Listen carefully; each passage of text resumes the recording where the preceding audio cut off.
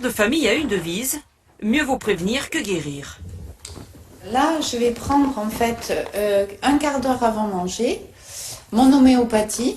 Pour pouvoir manger après, il faut un minimum d'un quart d'heure. Il faut prendre tout le tube de celui-là, il faut le laisser fondre sous la langue. Et visiblement, ça marche. Moi, avant, j'étais au moins malade une fois dans l'hiver. Là, depuis 3 ans, je vous dis, je ne le suis plus. Du coup, son fils aussi s'est laissé convaincre pour lutter contre ses maux de tête. Je viens de commencer il y a 2 semaines, mais pour l'instant, oui, ça m'a l'air efficace. Mais pour le papa, pas question d'homéopathie.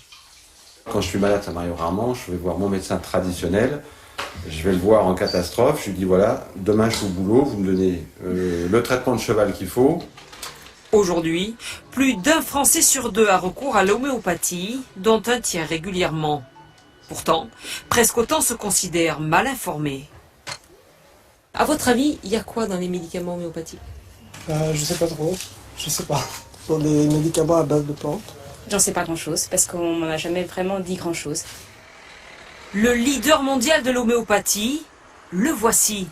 Il est français et exceptionnellement, il nous a ouvert ses portes. Première surprise, il n'y a pas que des plantes. L'homéopathie provient aussi de sources animales, minérales ou chimiques.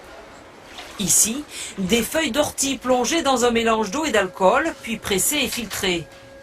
On obtient alors ce liquide, la teinture mère. Il contient les principes actifs des futurs médicaments. Puis vient l'étape clé, la dilution.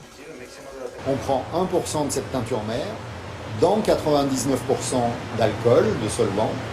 On agite, c'est cette étape de dynamisation, et on obtient une dilution au centième. Cette dilution est ensuite déposée sur des supports neutres, ces granules sucrés. Alors, l'homéopathie est-elle efficace? Depuis des années, le corps médical est partagé. Ce médecin en prescrit lui régulièrement. Comme c'est extrêmement dilué, forcément, on se pose des questions, et pourquoi et comment, avec de si faibles doses, et quand il n'y a plus de matière, etc. Et on a énormément glosé sur la question. Mais la preuve de l'efficacité, elle n'est plus à faire. Le nombre d'études qui l'attestent, vraiment important maintenant. Mais pour cet autre médecin, faute de molécules actives du fait de la dilution, l'effet ne peut être que psychologique. La granule d'homéopathie, c'est du sucre, ce n'est que du sucre, il n'y a aucune autre chose que du sucre, et ça n'a pas d'effet spécifique, pharmacologique, chimique, biologique, ça n'a que l'effet de l'acte de prendre quelque chose.